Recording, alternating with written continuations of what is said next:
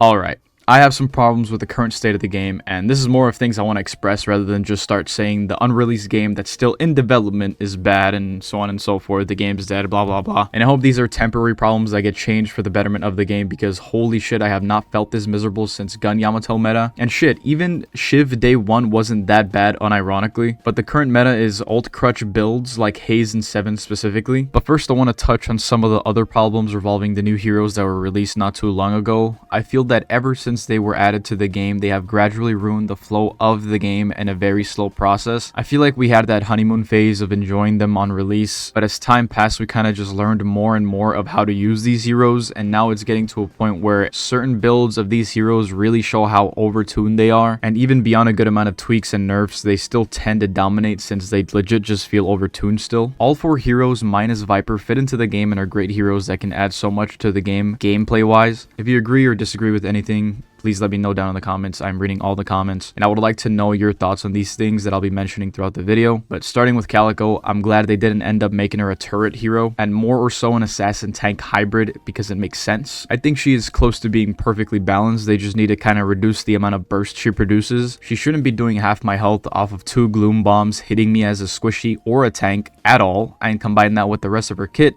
as a combo, it's just a bit much. That being the slash into gloom bombs into light melee and then ult probably to finish you off, since again it's just a fuck ton of damage. Most of these are early game problems. I just think they should reduce a bit of that burst damage. Nothing too serious of a complaint on her part. Magician is also on that same category kinda. He is almost as balanced but just needs a bit of a damage tweak. And I know this is a definite problem that everyone has, that being his bolt almost one-tapping you within 3 minutes of the match if you're a squishy, and then the bolt just being available pretty much all the time at all times as soon as you get recharge. I would honestly rather get a bunny echo shard every time on me than have to deal with constant bolt shots hitting me and dealing all my health early game. And I know he falls off mid to late game and I'm aware of the counters, but the thing about most of these heroes is that they are impossible to deal with during laning phase, and if you get behind on laning phase, it's going to be very annoying to catch up, and that makes most games impossible to come back. And knowing the new map, it's already hard enough to come back in this new map, and since you can't really contest them in lane phase that much, a good example of that is Magician in mid holding the top of the temple and pressuring you instantly, constantly for a very long time with her assistant. But one last thing about Magician that involves him doing too much damage is his gun just absolutely obliterating your health within entering the match. But other than that, these are the only problems I currently have with Magician. Now Holiday, I think she is the most annoying of the bunch, specifically because 75% of her kit is just pure CC. One other problem that I'll be mentioning later, by the way, Holiday needs rather a damage tweak or a complete fucking kit rework. Don't change the hero completely. Her current lore and personality wise is amazing, but her kit is something that only comes from the deepest pits of hell. The fact that I can jump pad barrel someone, then stun them, and then punch them, and then barrel them again, and then crack shot, and then lasso them to a nearby teammate to, finish them off is fucking hilarious. Like, most people after that combo would be dead to begin with. I can get juggled and instantly killed with no contest unless I have E-shift or unstoppable, which is kind of stupid, and even then with E-shift they could just wait and reload their cooldowns to repeat the combo, since she has more than one barrel, more than one jump pad. Like, holy shit, can a brother breed for more than 1 second? Holy fuck. And I take it back completely. Just fucking rework her kit.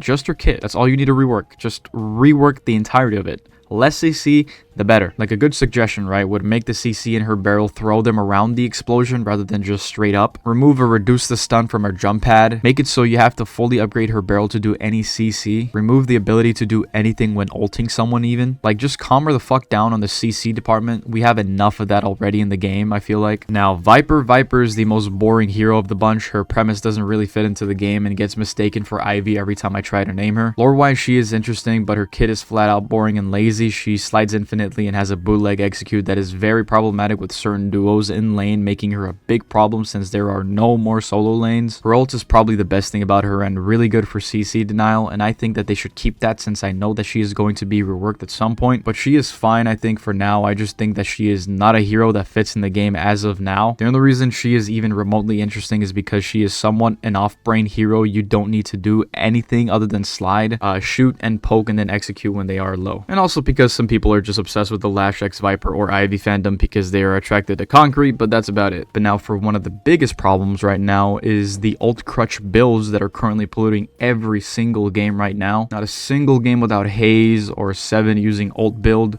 Literally every single game I've been in, there are rather in the same team or separate.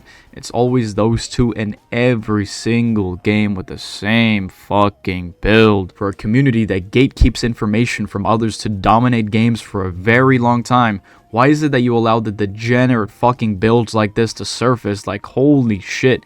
And don't get me wrong, they can be countered, but with them being very heavy crowd control heroes with a lot of damage being produced, it makes it impossible to team fight without focusing them first, because if you allow them to do all that, they just fuck you over very quickly, because holy shit, with the amount of CC in the game and combine that with their builds, I mean, holy shit, man. If you just so happen to engage anyone else while dealing with them first, then you're fucked. If they have Unstoppable, you're fucked. You have to wait it out. They won't engage or be remotely close to you unless you fight with their teammates first, and then they go in with an ult. They suck up all the farm and stay away from anybody and fight only when you're busy with someone else, and it's fucking whack. 7 is somewhat tolerable if you just focus in with heal bane and knockdown early and hope to god that the game isn't past 30 minutes because the guy scales hard, but Haze, you have to pray you can rush Warpstone without stunting your build progress or any other way to counter her, because she will have Warpstone and Phantom Strike and Unstoppable to be able to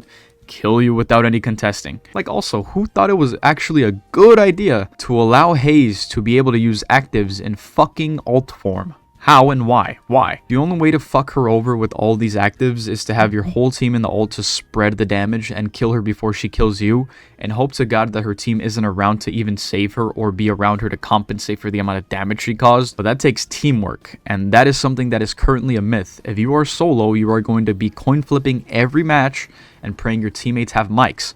Some of these people that don't use their mics and have one spend over $200 on these expensive ass mics just to have it as a decoration, but is willing to type paragraphs to you just to complain about everyone else's problems, knowing that they are the problem. And sadly, there aren't many games that are of quality since the game isn't as active as it once was. People have gone their full of the game and now are wishlisting the game and waiting for it to release, which is very reasonable. I hope to see many of them come back and have fun when the game is finished, and not right now where the game is at a very bad state in my opinion. For now, the games are going to be very heavily unbalanced all the time regardless of what your rank is. This is why when I'm streaming and someone tells me what my rank is, I just say I don't know, since it's always ranges from Archon to Oracle to Phantom. And when I play with people that are a bit higher than me, it usually can jump to Eternus or Ascendant. This is a bigger problem in Phantom and higher, since if you're a high rank in this game, you will always get matched with Oracle lobbies 90% of the time. You can thank Faceit for that, since every single player above Oracle currently has migrated to Faceit because they are too tired of playing in these degenerate ass matches that are very unbalanced. I think that after the gun meta being nerfed, we are now in a spirit meta, and I think that in the coming months, spirit power will also get reduced a little bit, and we'll have a sweet spot for both spirit and gun power being balanced, making it feel more like an actual MOBA instead of a team deathmatch where people constantly snowball and kill you within the second that you are breathing around them. So yeah. And the last thing is they should reduce the amount of CC in the game. There are currently 33 forms of CC in the game through every hero's abilities, minus the actives. With the actives, it's total of 42. I don't know how they can reduce it, but hopefully they do somehow. I want to be able to play the game sometime, but yeah. Anywho, I think that's about all the complaints that I have for now, so hope to see your thoughts in the comments about the current state of the game. I'm sure this video will be outdated in like a couple months, and I hope it gets outdated in a good way, because we need some fixes here, bruh. But anywho, thank you for watching. Goodbye. Bye-bye.